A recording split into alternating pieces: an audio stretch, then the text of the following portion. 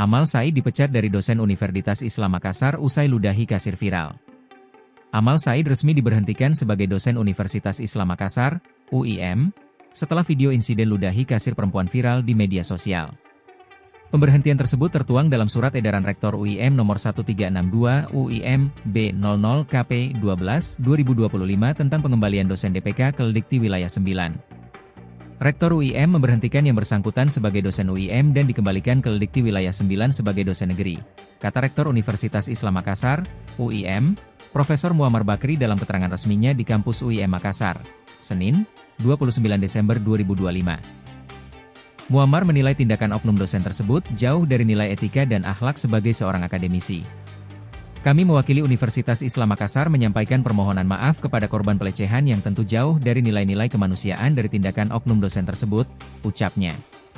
Ia menjelaskan, AS diberhentikan dan dikembalikan ke Keldikti karena melanggar kode etik dosen dan peraturan kepegawaian di lingkungan UIM. Berdasarkan keputusan Komisi Disiplin UIM, bahwa yang bersangkutan telah melanggar kode etik dosen dan peraturan kepegawaian yang ada dalam lingkup UIM, bebernya. Diketahui, Amal Said alias AS telah mengabdi kurang lebih 20 tahun di kampus UIM Makassar.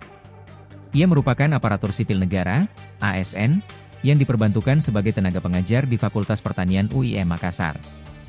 Beliau sebenarnya sudah mengabdi kurang lebih 20 tahun, bahkan sudah mendapatkan penghargaan dari Bapak Presiden dalam pengabdiannya yang cukup lama itu.